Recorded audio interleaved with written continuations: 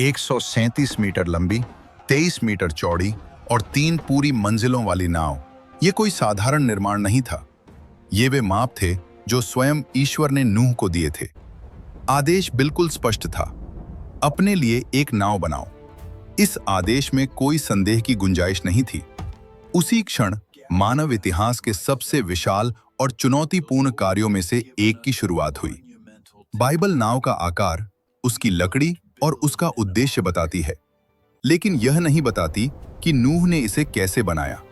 इतना बड़ा ढांचा कहीं भी खड़ा नहीं किया जा सकता था। नूह जानता था कि 137 मीटर लंबी संरचना के लिए मजबूत, समतल और स्थिर भूमि चाहिए।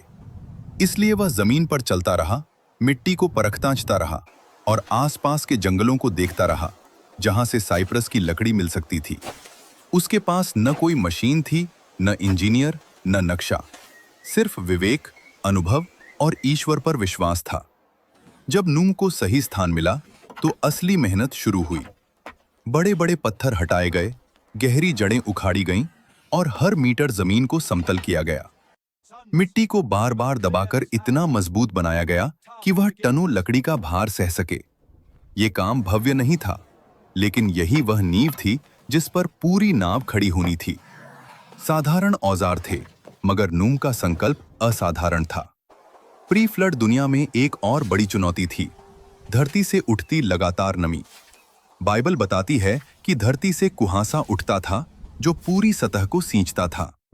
इससे मिट्टी अक्सर गीली रहती थी और गीली मिट्टी जल्दी कीचड़ में बदल जाती है। औजार धंस जाते हैं, लकड़ी नमी सोख लेती है और जमीन कमजोर हो जाती है। इस समस्या से निपटने के लिए नूह ने निर्माण स्थल के चारों ओर छोटी छोटी नालियां बनाईं, ताकि धरती की प्राकृतिक नमी जमीन को खराब न कर सके। यह बारिश नहीं थी, बल्कि धरती स्वयं नमी छोड़ रही थी। जब नूह यह सब कर रहा था, लोग आते जाते थे। कुछ हंसते थे, कुछ फुसफुसाते थे। उन्हें समझ नहीं आता था कि इतनी विशाल जमीन तैयार करने का क्या अर्थ है।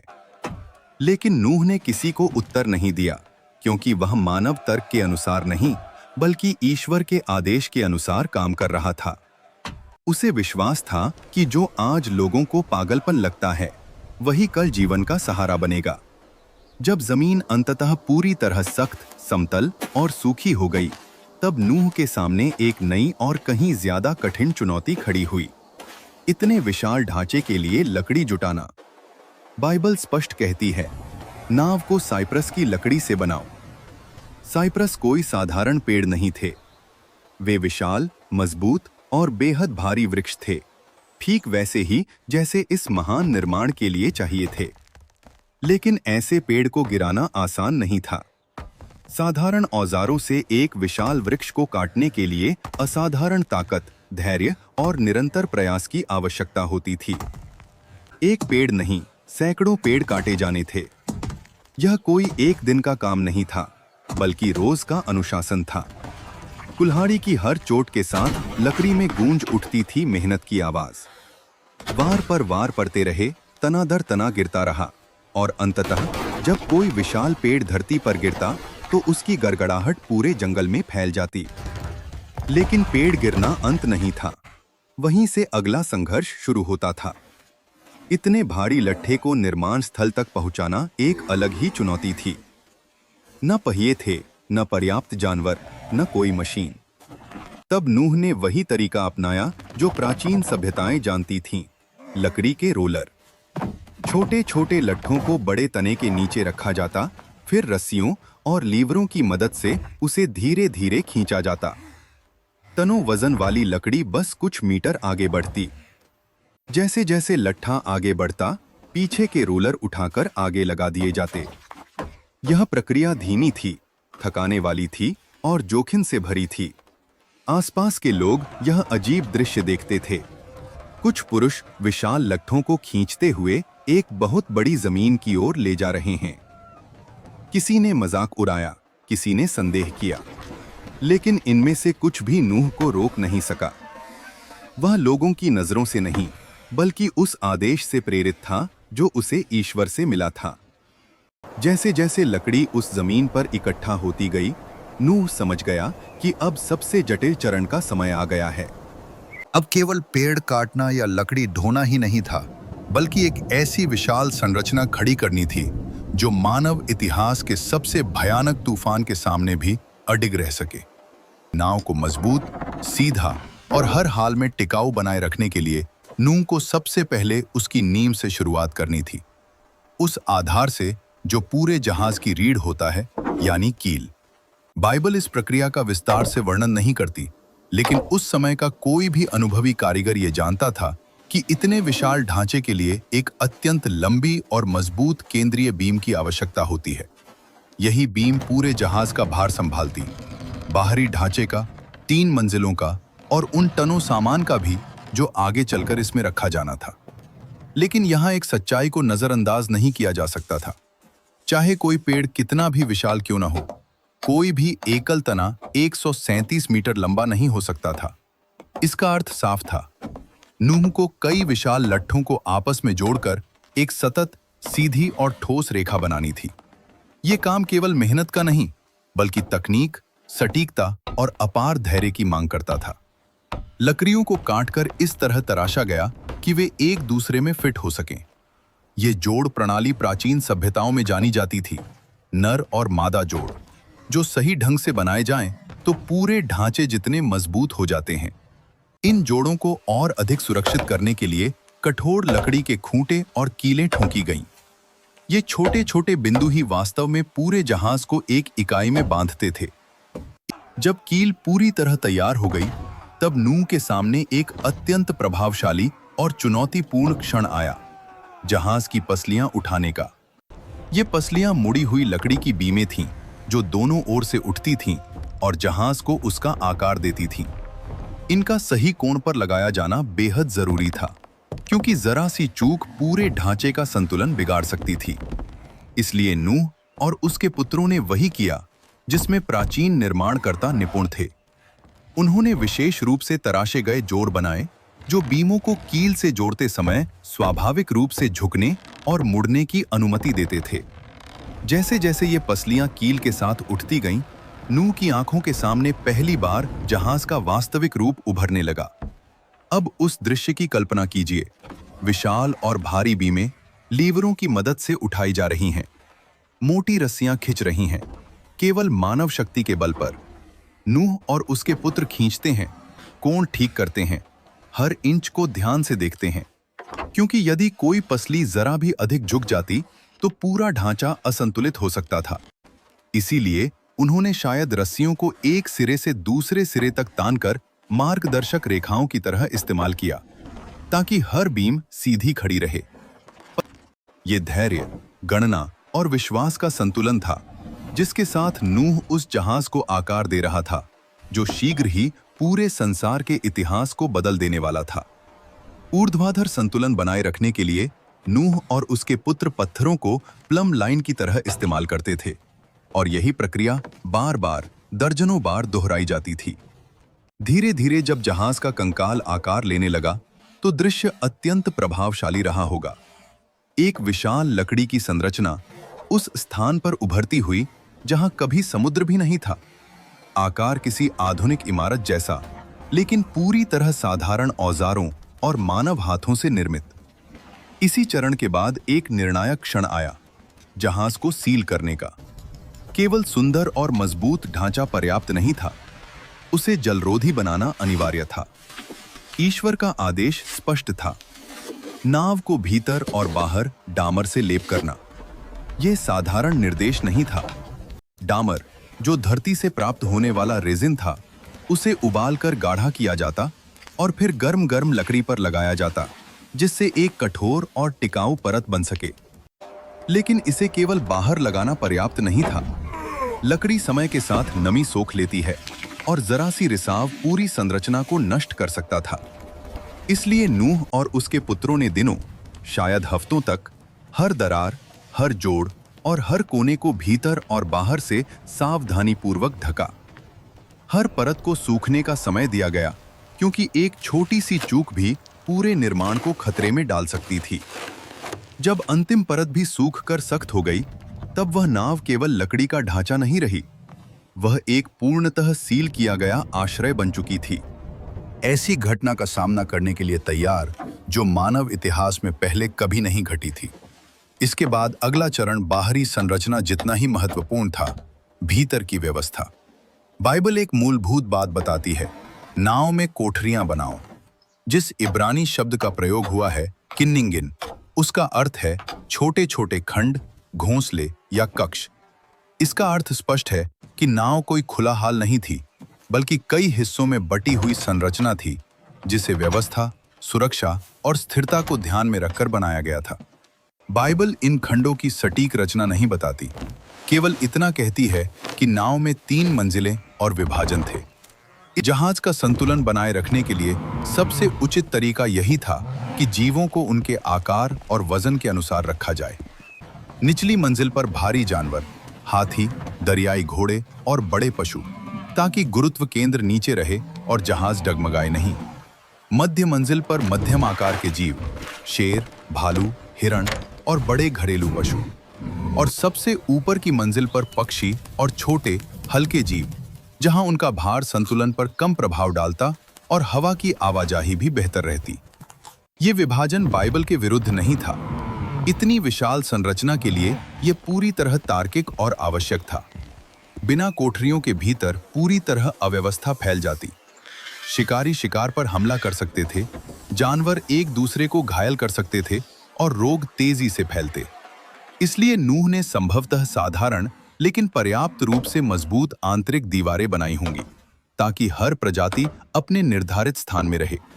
इन दीवारों को इस तरह जोड़ा गया होगा कि वे जहाज के बाहरी ढांचे की मजबूती को प्रभावित न करें, क्योंकि लकड़ी का हर अतिरिक्त टुकड़ा वजन बढ़ाता था और उसे सावधानी से योजना में शामिल करना पड़ता था। हवादारी भी उतनी ही आवश्यक थी। बाइबल कहती है, ऊपर की ओर एक हाथ भर की खुली जगह बनाना। यह संकेत देता है कि छत के नीचे एक लंबी, निरंतर खुली खिड़की थी।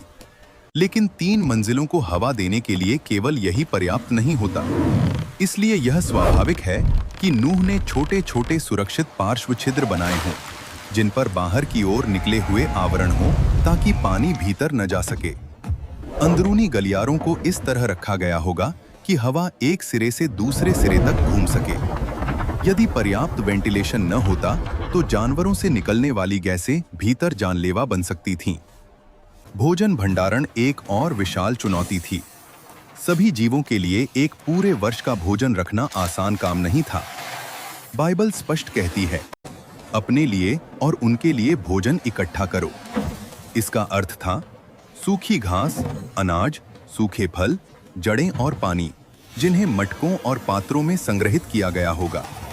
इसलिए जहाज के भीतर पूरे के पूरे हिस्से केवल भोजन के लिए निर्धारित किए गए होंगे, जिन्हें नमी से सुरक्षित और व्यवस्थित रखना अनिवार्य था। इस तरह नाव केवल एक जहाज नहीं रही, वह एक तैरता हुआ नगर बन चुकी थी, पूरी व्यवस्था के साथ। कचरे के निस्तारण के लिए साधारण लेकिन व्यावहारिक उपाय, हल्की ढलान वाले फर्श, तरल पदार्थों के लिए सरल निकासी नालियां और छोटे पार्श्व छिद्र, ताकि भीतर का वातावरण रहने योग्य बना रहे।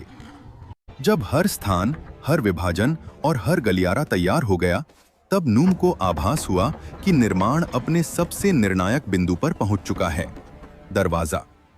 यह दरवाजा इतना बड़ा होना था कि हर आकार के पशु भीतर आ सकें, और फिर भी इतना मजबूत कि पूरी संरचना कमजोर न पड़े। यही दरवाजा जहाज का सबसे संवेदनशील और साथ ही सबसे प्रतीकात्मक भाग था। बाइबल स्पष्ट कहती है, उसकी बगल में एक द्वार बनाना। इतने बड़े खुले हिस्से से ढांचे को खतरा न हो, इसके लिए नूह ने संभवतः चौखट के चारों ओर मोटी बीमें लगाईं, तिरछे सहारे जोड़े और गहरे, मजबूत जोड़ बनाए। किनारों पर विशेष रूप से सख्त लकड़ी का उपयोग किया गया, ताकि यह स्थान कभी ढहने का कारण न बने। धातु की बड़ी कुंडियां उपलब्ध नहीं थीं, इसलिए सबसे व्यावहारिक व्यवस्था यही रही होगी कि दरवाजे में एक ऊर्ध्वाधर धुरी लगाई जाए, एक मजबूत लकड़ी का खंभा जिसके सहारे दरवाजा घूम सके, भारी होने के बावजूद स्थिर रहे। और यहीं एक गहरा धार्मिक सत्य सामने आता है। बाइबल कहती है, और प्रभु ने द्वार बंद कर दिया। अर्थात नूह ने निर्माण किया, लेकिन मुहर ईश्वर ने लगाई। पशुओं के आने से पहले नूह ने निश्चय ही नाव के भीतर घूम घूम कर हर बीम को परखा होगा। उसने देखा होगा कि डामर पूरी तरह सख्त हुआ या नहीं, कहीं दरार तो नहीं, पसलियां मजबूत हैं या नहीं, भोजन के भार से संतुलन कैसा है, लकड़ी की चरमराहट, उसका बैठना और ढांचे की हर आवाज, सब कुछ वह ध्यान से सुनता रहा होगा। बड़े लकड़ी के ढांचों की अपनी एक भाषा होती है। वे बोलते हैं, चरमराते हैं, धीरे धीरे बैठते हैं और समय के साथ खुद को ढालते हैं। वर्षों के निर्माण अनुभव से नूह समझ चुका था कि कौन सी आवाज सामान्य है और कौन सी किसी गड़बड़ी का संकेत। वो हर ध्वनि को पहचानता था। बाइबल इसे स्पष्ट रूप से बताती है। पशु नूह के पास आए, उन्हें पकड़ा नहीं गया, उन्हें जबरदस्ती नहीं हाँका गया, वे बेतरतीब नहीं आए, वे स्वयं आए। दृश्य की कल्पना कीजिए, जंगलों से जोड़ों में निकलते जानवर, प्रवेश द्वार के पास उतरते पक्षी, हिंसक जीवों का शिकार के साथ शांत भाव से चलना, सरीसृप सही दिशा में रेंगते हुए और उनके पीछे पीछे वे बच्चे जो ऐसे स्वभाव का पालन कर रहे थे जिसे उन्होंने कभी सीखा ही नहीं था। न कोई अफरा तफरी, न संघर्ष, न हमला। ये इस बात की मुहर थी कि यह केवल मानव का कार्य नहीं था, बल्कि ईश्वरीय योजना थी जो नूह के परिवार की आंखों के सामने घटित हो रही थी। जब सब भीतर प्रवेश कर चुके, पशु, पक्षी, सरीसृप, नूह, उसकी पत्नी, उसके 3 पुत्र और उनकी पत्नियां, कुल 8 लोग, तब निर्माण का कार्य पूरा हुआ। अब सबसे कठिन चरण आरंभ होने वाला था, बाढ़ के दिनों में उस नाव के भीतर जीवित रहना। जब ईश्वर के हाथों द्वार बंद हुआ तो जहाज के भीतर एक अलग ही सन्नाटा भर गया। बाहर संसार ऐसे ही चलता रहा जैसे कुछ हुआ ही न हो। भीतर सब कुछ तैयार था, जानवर व्यवस्थित थे, कोठरियां भरी थीं, भोजन संग्रहित था और ढांचा पूरी तरह सील और स्थिर था। बाइबल इस क्षण का वर्णन अत्यंत गंभीर शब्दों में करती है। नूह के जीवन के 600वें वर्ष में गहराइयों के सब सोते फूट पड़े और आकाश के झरोखे खुल गए। इसका अर्थ था धरती के भीतर जमा जल का विस्फोट, आंतरिक दबावों का टूटना, अपार जलराशि का उफान, भूकंप और धरती में गहरी दरारें।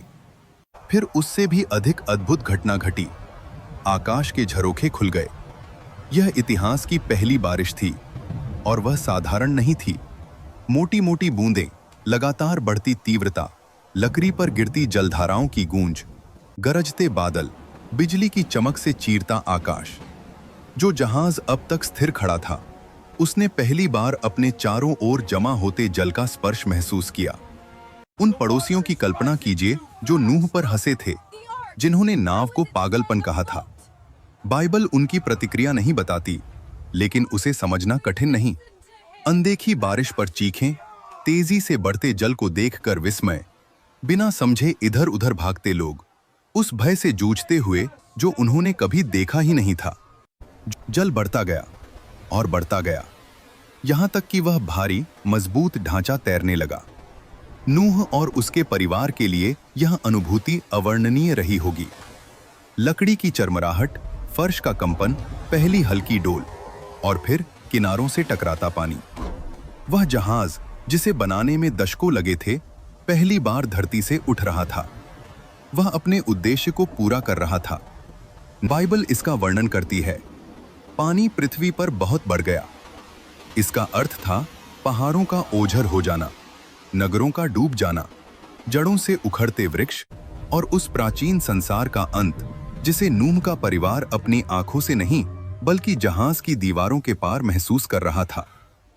बाहर सब कुछ मर रहा था, भीतर जीवन सुरक्षित था। बारिश कितने दिन हुई? वर्षा की गर्जना 40 दिनों के बाद थम गई, लेकिन बाढ़ समाप्त नहीं हुई। बाइबल कहती है, पानी पृथ्वी पर 150 दिन तक छाया रहा। बिना वर्षा के भी जल बढ़ता और बहता रहा, पहाड़ों, मैदानों, घाटियों, सबको ढंकता हुआ। जहाज के भीतर समय जैसे ठहर गया था। हर दिन वही क्रम, पशुओं को भोजन देना, कोठरियों की सफाई, बीमों की जांच, जोड़ मजबूत करना, संतुलन पर नजर रखना, प्रार्थना करना और प्रतीक्षा करना। बाइबल कहती है कि ईश्वर ने पृथ्वी पर पवन भेजी और जल घटने लगा। धीरे धीरे दिन प्रतिदिन जल स्तर कम होता गया, यहां तक कि जहाज अरारात के पर्वतों पर आ टिका। महीनों की अर्ध अंधकार के बाद नूह ने ऊपर की खिड़की खोली। पहली बार बाढ़ के आरंभ से ताजी हवा भीतर आई। प्रकाश ने जहाज को भर दिया, पर धरती की स्थिति अभी अज्ञात थी। तब नूह ने एक विवेकपूर्ण निर्णय लिया। उसने पहले एक कौवा छोड़ा, फिर एक कबूतर। कबूतर लौट आया, उसे कहीं टिकने की जगह नहीं मिली। संसार अभी भी जल में डूबा था। एक सप्ताह बाद नूह ने फिर प्रयास किया। इस बार कबूतर लौटा, लेकिन उसकी चोंच में जैतून का पत्ता था। यह नए जीवन का पहला संकेत था। एक और सप्ताह बीता। तीसरी बार कबूतर छोड़ा गया और वो लौट कर नहीं आया। धरती फिर से रहने योग्य बन रही थी। 1 वर्ष से अधिक समय जहाज के भीतर बिताने के बाद ईश्वर ने फिर कहा, तू अपनी पत्नी, अपने पुत्रों और उनकी पत्नियों समेत जहाज से बाहर निकला। और नूह ने आज्ञा मानी। वही द्वार किसे ईश्वर ने बंद किया था अब खुल गया। तीव्र प्रकाश भीतर उमड़ पड़ा। पशु प्रजाति दर प्रजाति बाहर निकलने लगे, अपने स्वभाव के अनुसार नई धरती पर फैलते हुए। और फिर नूह का परिवार पहली बार ठोस भूमि पर उतरा।